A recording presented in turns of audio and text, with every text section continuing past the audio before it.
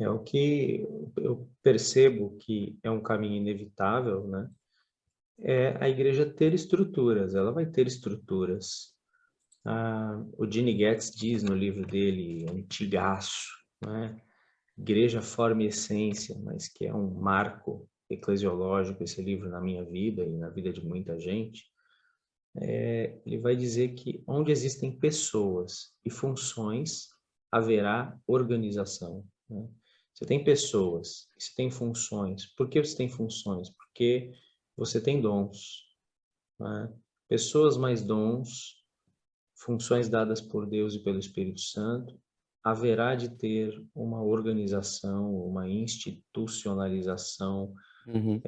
mínima, né? Então isso acontece, isso faz parte. Entendo. É um caminho que só temos que ter consciência dele e vivermos na busca sempre de que a essência do evangelho e a essência da igreja pulsem e sejam mais fortes do que a máquina, né? Uhum. Isso é muito importante. Nós, como temos poucas pessoas e basicamente somos um ponto de pregação no Brasil, que seria no Brasil uma célula, não Uhum. é? Que seria É. um ponto de pregação.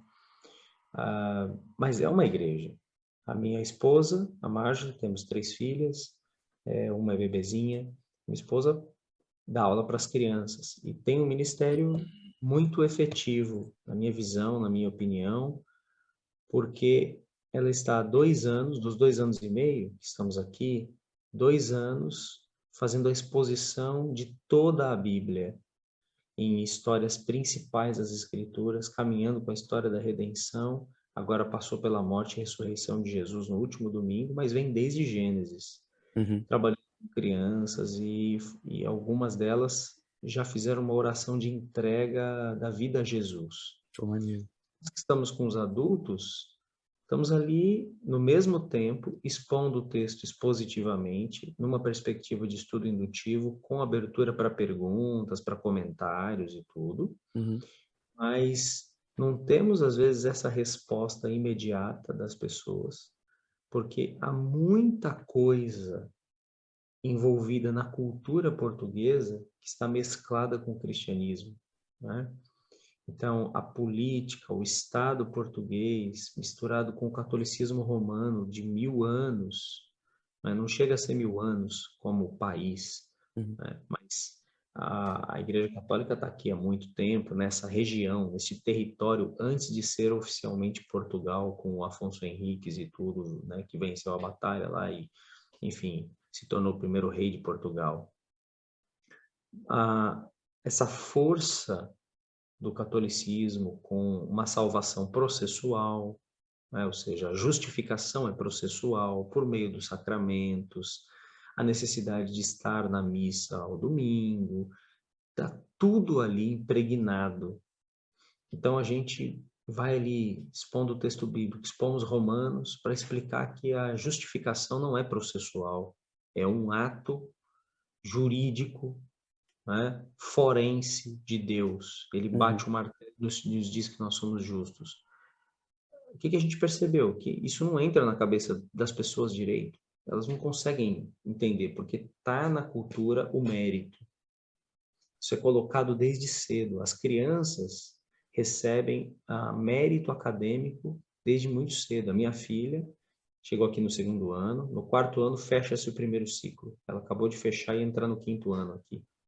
E ela teve uma cerimônia de mérito acadêmico, uma alegria, claro, uma bênção, né? Foi uma grande vitória, isso tem uma alta história aí de ela chegar aqui no meio, pegar o bonde andando e terminar com mérito acadêmico. Mas o que você vê? Somente são chamadas para essas cerimônias cerca de 4, 5 crianças por turma com mérito acadêmico. E isso acontece depois no fim do ciclo do 6º ano, 5º para o 6º ou 7º, depois mais um ciclo no 9º, depois mais no 12º. Caramba. Eles vão acumulando méritos, méritos. Então, a cabeça do português, da sociedade portuguesa é: eu fiz por merecer, eu Sim. mereci, eu mereci. Depois ele vai para a igreja e eu fui batizado, eu fiz a primeira comunhão, eu fiz a crisma, eu fiz isso, eu fiz aquilo, eu tomo a Eucaristia todo domingo. a cabeça é a cabeça do processo, da conquista do mérito. Eu sou alguém, eu tenho que trabalhar, o gajo tem que trabalhar, não é? Tem que ser, é assim, não há volta a dar. Então é uma cabeça muito lógica, muito para frente, muito meritória, por isso a dificuldade deles perdoarem pessoas, quando alguém pisa no calo deles, culturalmente, o português não tem uma facilidade de perdoar quem erra, certo? Então o processo de merecimento, Uhum. tudo isso está muito amalgamado dentro dele.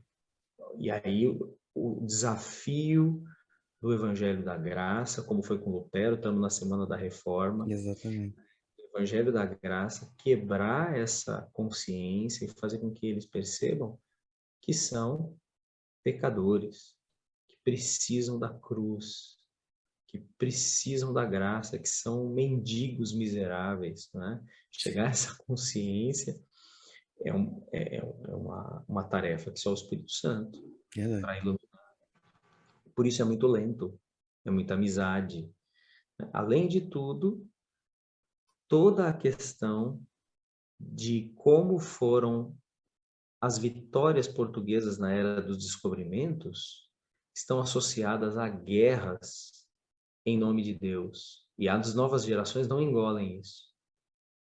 Aquilo que é a glória portuguesa, que é o tempo do descobrimento, com Camões, com Pedro Álvares Cabral, Diogo Cão e os Magalhães, e aquela turma toda foi para a Índia, foi para Japão e China e tudo quanto é lugar e mais América, eles iam junto com missionários, e eles queriam colonizar, explorar e evangelizar. Mandavam um monte de frade, padre e tudo mais junto.